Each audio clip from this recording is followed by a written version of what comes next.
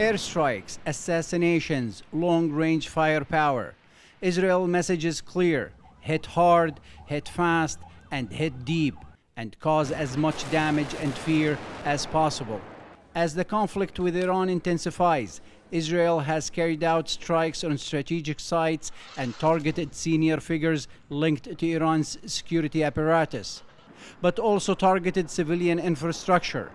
It's a massive show of force, and it reflects a familiar playbook. The Lebanese government needs to understand, and the people of Lebanon need to understand, that Hezbollah is dragging them into a war that is not theirs, only because of the death of that mass murderer who has nothing to do with them. They need to look out for themselves, and it would be wise for them to do so quickly. Known as the Dahiya Doctrine, a strategy developed after the 2006 war with Hezbollah. It calls for overwhelming force, including strikes on infrastructure tied to armed groups. The goal: deterrence through massive damage. Israel says it's a response to modern warfare, where armed groups operate inside civilian areas. Others say it's a policy of killing, starvation, and displacement.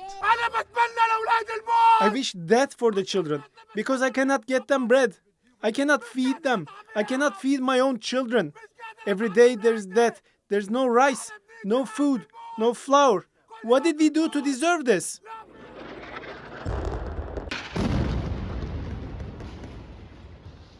This doctrine isn't just about firepower, it's also about sending a message. Israel is demonstrating that it can strike its enemy not only on the battlefield, but also deep inside its territory, taking out leaders, targeting key infrastructure, strategic targets, and often civilians too. The message is deterrence through overwhelming force and collective punishment to make sure nobody forgets who's in control. Neither humans nor animals have been spared from Israeli violence. That approach has drawn international scrutiny, including cases at the International Criminal Court and the International Court of Justice, allegations Israel rejects. It is just pain. They don't have targets anymore. Pain. They want to cause pain. They are in pain, so they want to cause pain. That is the Israeli enemy. You saw them in Gaza. Supporters say it keeps Israel's enemies in check. Others say it comes at a very high cost. Nearly 2 decades on, the Dahiya Doctrine remains central to how Israel fights and how this war is unfolding. Mohammad Al-Kassim, TRT World, Tel Aviv.